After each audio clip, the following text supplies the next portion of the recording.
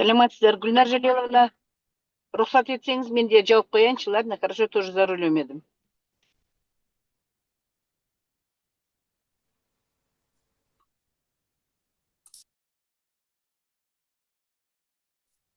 Сәлеметсіздер ме? Әріптестер,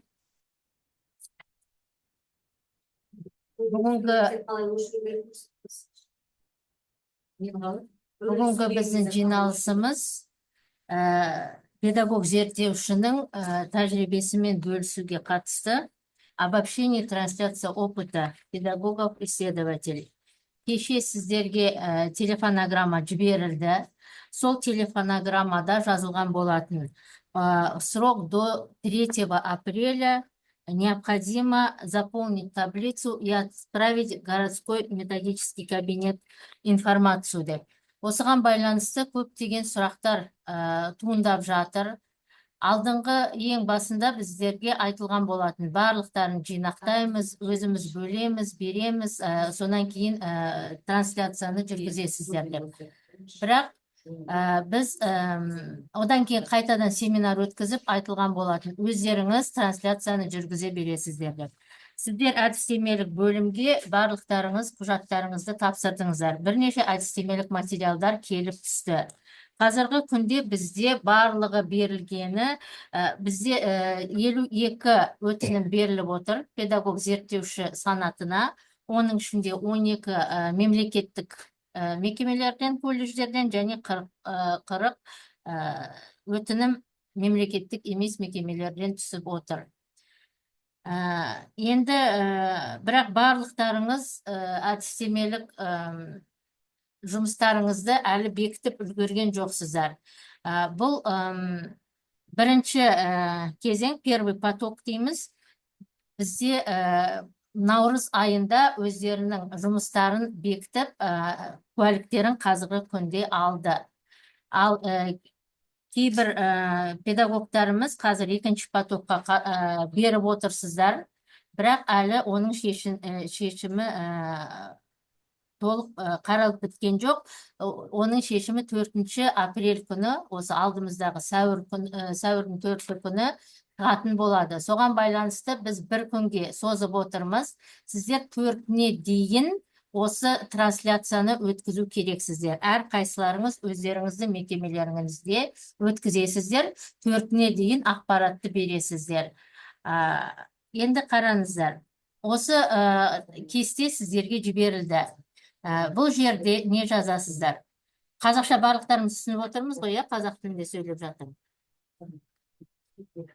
Сұрақтарыңыз болса, артынан қоярсыздар. Түсінікті. Мына жерде бірінші өздеріңіздің қай колледжден екені, тегі, аты жөні, қандай пән екені түсінікті. Одан кейінгі мына жерден бастап білім басқармасы жанындағы сараптама кеңесімен бекітілген әдістемелік жұмыстың атауы дейді. Өткен жолы өздеріңіз бердіңіздер, біз қарастырдық, сіздерге бекітіп куәлігін бердік. Сол жұмыстың атауы осы жерге жазылады. Сонан кейін соның бекітілгені туралы сіздерге біз әрқайсыларыңызға куәлікті бердік, келіп алып кеткен болатынсыздар. Сол куәліктің датасын және күнін осы жерге қоятын боласыздар.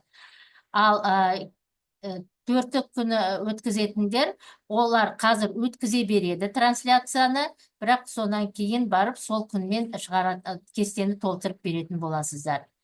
Содан кейін мына жерде педагогикалық тәжірибені тарату тақырыбы дегеніміз, жаңағы алдындағы әдістемелік жұмыстың тақырыбы екеуі сәйкес келу керек. Басқа тақырыпты алмайсыздар, басқа бағытқа кетіп қалмайсыздар. Нақты осы қандай жұмысты бердіңіздер, сол жұмысты тарату керексіздер.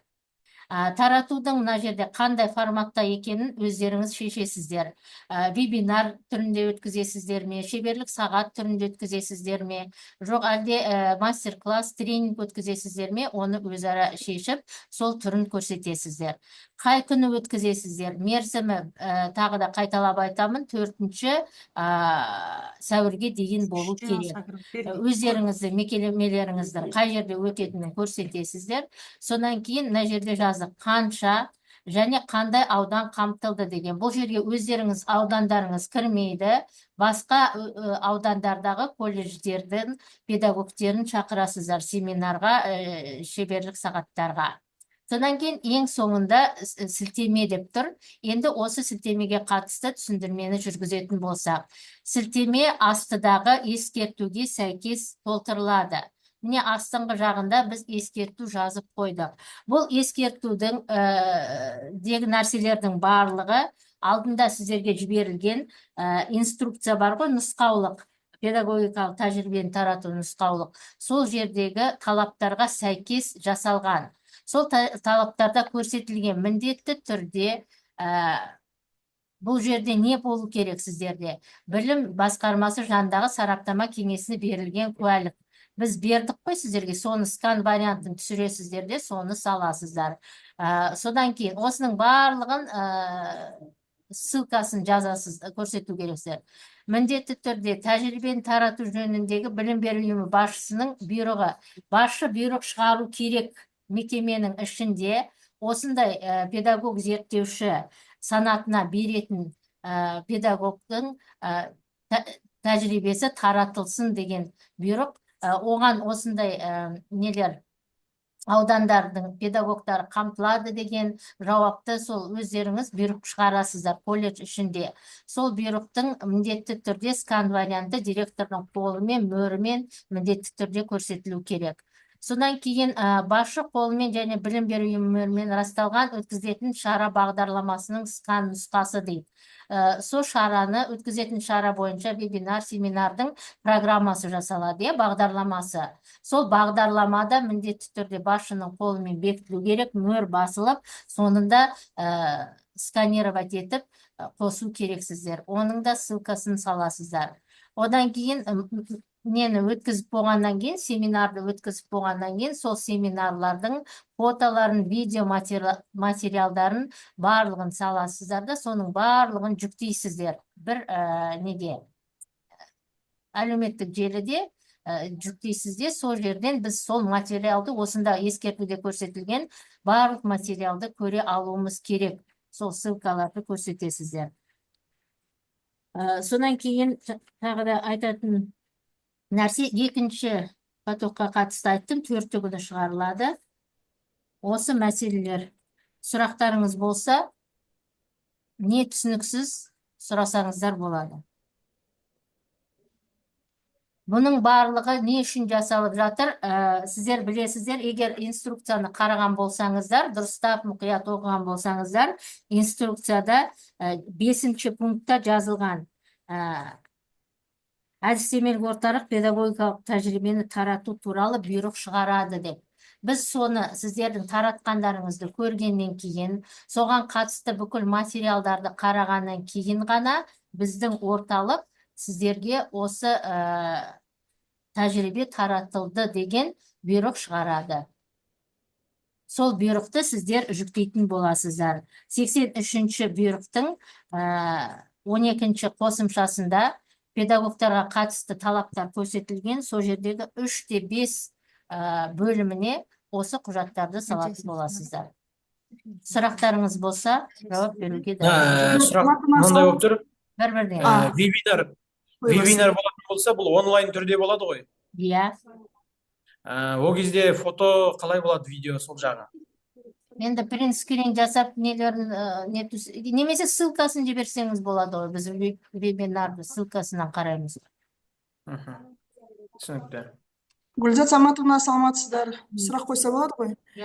Мысалы, жәнегі сертификат, авторлар бар ғой. Основной, мысалы, биыл өтетін исследовательіміз бар.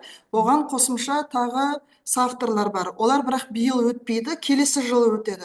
Биыл трансляцияға қосылып өте берсе бола ма оларға да? Міндетті түрде бірге өте берсін, бірге жасап отыр ғой жұмысты.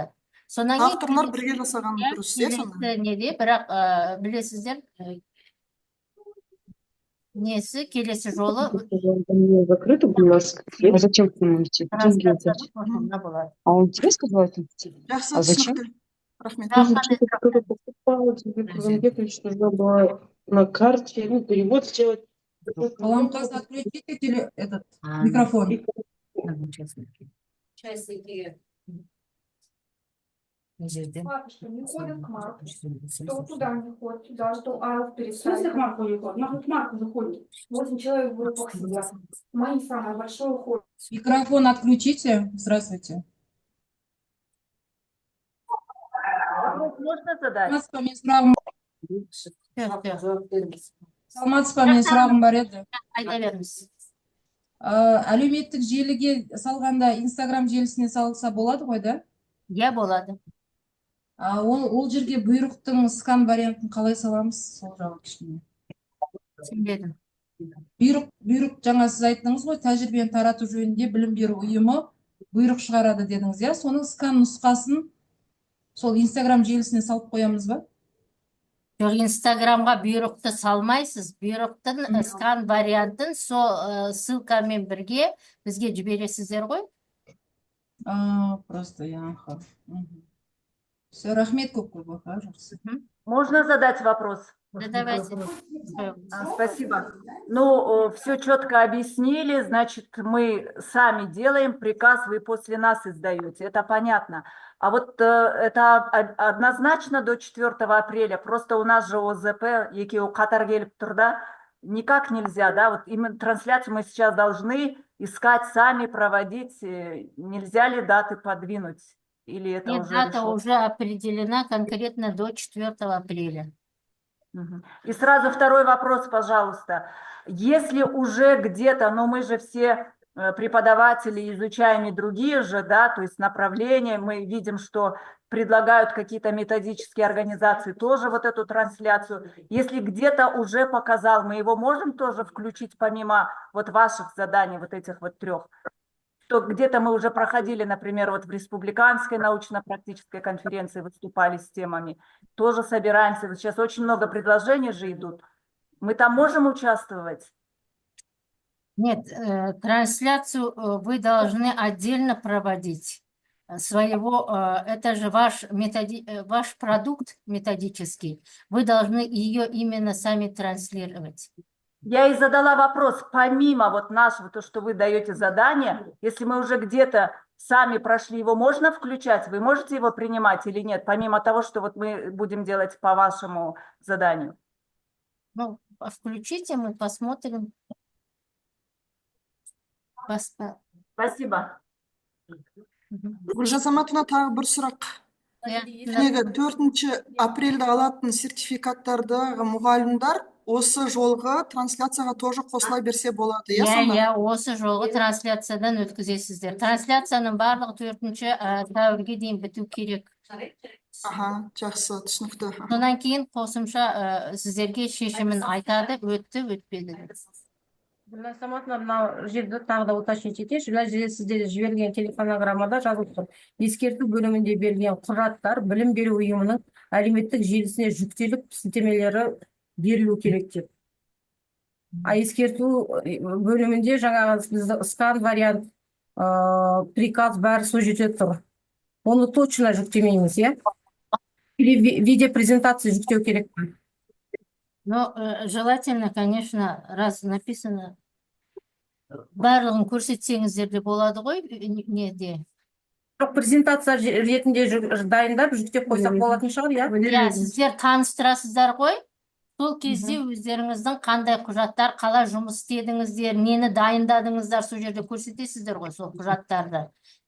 Сол кезде көрсетіп өтуге болады.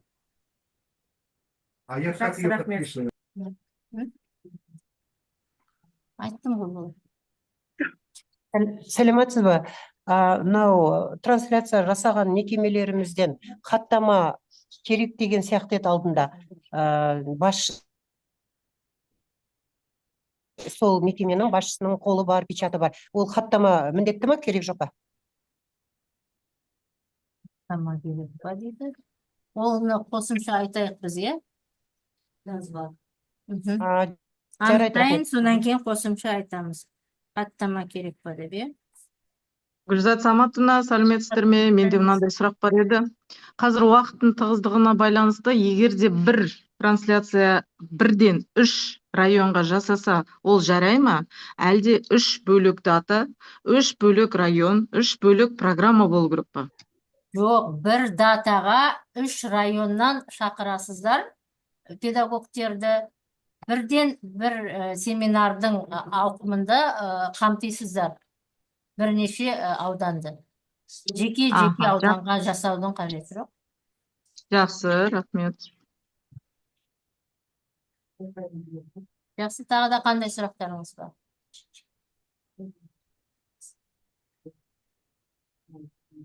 Экселленция, можно спросить? Бессенова Сауля Муратовна, МСКПР.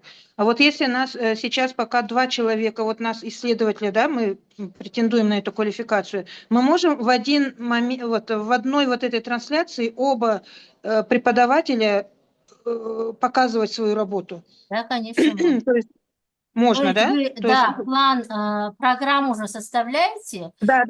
Вот в программе будет, значит, педагогического опыта. И можете охватить несколько программ, транслировать. Одного преподавателя и второго преподавателя. Ага, спасибо большое. Пожалуйста, следующий вопрос. Можно? Здравствуйте. Здравствуйте. Вот у меня такой вопрос по поводу, получается, ссылки. То есть ссылку вы пишете, что заполняется согласно ниже следующего примечания, да? И в примечании у вас 4 пункта. Ссылка должна быть одна или 4 ссылки на каждый пункт?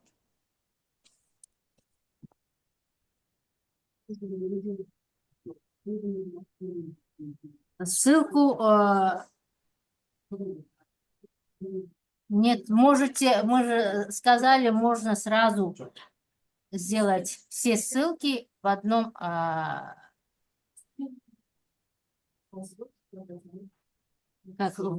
семинаре.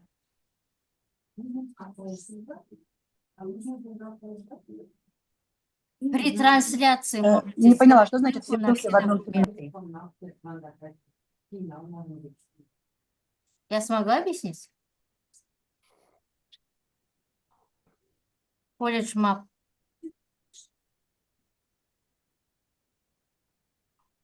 А такой вопрос можно задать? Это может быть Zoom-конференция? Так, не слышно, еще погромче, если медленно. Я не совсем понимаю. Вот смотрите, вы говорите все документы, да, в одной ссылке во время трансляции. Да. Как так? Когда вы будете транслировать свой опыт, вы можете там указать ссылки и при трансляции можете сказать, что вы прошли вот такое, что, этапы, разъяснять работы, что вы написали работу, методическую, продукт создали и получили вот такое свидетельство и показать. Затем, что руководителем организации был издан такой-то приказ, то есть продемонстрировать, и потом все эти ссылки там же указать, где будет ваша трансляция в конце семинара. Все хорошо, спасибо большое. Гүлзат Саматовна, бұл жерде жаңа кісілер барлығы шатасып отырған. Кестенің ең соңында мына жерде пункт бар. Все документы, указанные в примечании, необходимо загрузить в соцсети деп тұр. Содан кейін ол кісілер ойлап тұр барлығы, что бүкіл мына документтерді, скан варианттарды, ссылкалардан басқа фото, видео материалдарды соцсетке жүктейміз бе деп қайта соны сұрап тұрды. Нет, отдельно каждый документ в соцсети загружать не надо. Да. Нет, а то мне просто часто с ТикТока отправляют, а я ленюсь легко. Только в пределах одного мероприятия, одного семинара. Я начало не услышала, просто я не знаю, о чем сейчас идет речь. Мына жердегі сұрақ былай болып тұр ғой. Қазақша орысша айтайын. Мына жерде бізде ескертуде бірнеше сілтеме жазылып тұр. Бірнеше құжат, бірнеше сілтеме емес, бірнеше құжат берілген. Солардың сілтемесі міндетті түрде болу керек деп жазылған. Бірақ солардың сілтемелерін әрбіреуін жеке жүктемейсіздер. Сіздер семинар өткізесіздер ғой. Сол семинардың несінде соцсеттегі несін салған жерде көрсетесіздер барлық сілтемені. То есть надо провести семинар, потом надо показать этот семинар. Мен түсінгенім мынандай ғой, Мысал үшін, Zoom-мен жаңағы трансляция жасап отырмын. Экранда мен көрсетем, жаңағы жұмысты көрсетем. Сол жұмысқа жасалған рецензенттердің қағаздарын, пікір жазылған қағазды, одан кейін жаңағы шыққан бұйрықты, ISO кітаптың, мысалы үшін методичканы обобщение жасаттық. Осы бір запись болады, сол запистің ссылкасын саламыз болды ғой. Дұрыс, записін астында сіздер жазасыздар ғой, осындай не таратылды деп. Сіз сол жерде құжаттарыңызға да сілтемелеріңізді көрсетіп, біз құжаттарды көре алатындай. Немесе экраннан ол көріну керек міндетті түрде. Все, жақсы, түсінікті. Жұмыс жасау барысында сұрақтарыңыз болып жатса, қосымша сұрайсыздар, айтамыз, түсіндіреміз. Тағы да сұрақтарыңыз болса, айтыңыздар. Сәлеметсіздер ма? Менде мынандай сұрақ бар. Біздің зерттеушіге өтетін мұғалімімізде трансляция ол кісі шетелдерде бар. Мысалы, Санкт-Петербург пен Татарский колледжбен олардың ешқайсысы жарамай ма, жарай ма? Только обязательно управление ғана жарайды ма? Жұмыс бойынша жасады ма трансляцияны? Нақты бізге берген, бекіткен жұмыс, әдістемелік жұмыс бойынша трансляция жасады ма? Ол өзінің педагог қой, сол бір өзінің бағыты бойынша ол кісі семинарларға қатысып, сөйлеп, сол жерде трансляция жасады ғой осы жылға дейін. То есть қазіргі положение шыққанға дейін жасалған жұмыстар, сонда олар есептеліне ме, есептелінбей ма? Елесіні қараңызшы, сіз мысалы, Мен басына кірген жоқпын, поэтому түсінбей отырмын қазір. Қазір ғана келдім мен де мероприятие болып.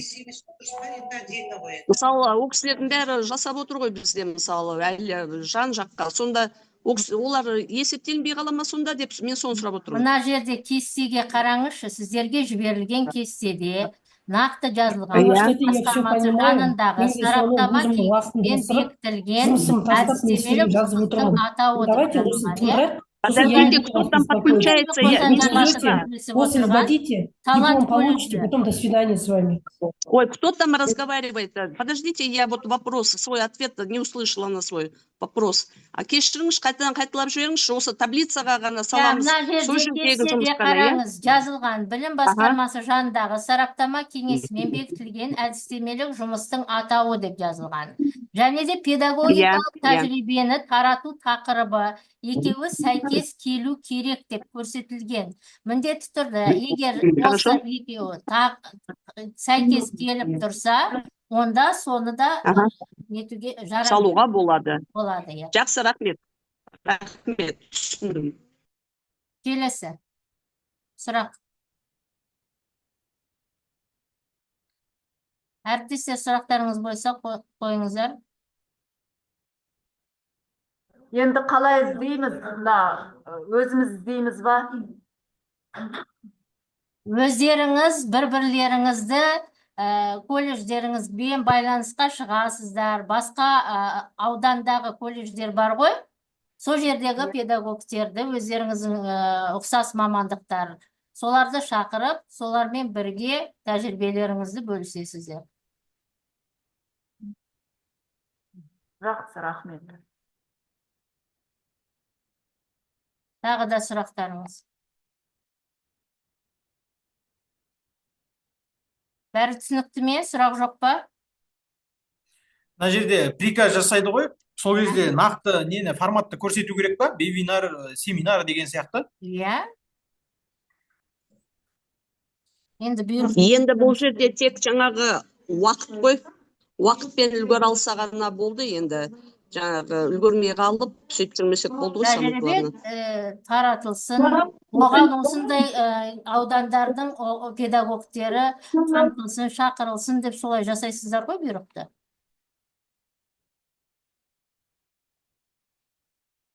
Гүлзат Саматовна, вообще уақытын вообще кішкене ары қарай шегертуге мүлде болмай ма? Себебі Сіздерге исследовательдер бір күн қосып беріп отыр ғой Гүлнар Жалиловна.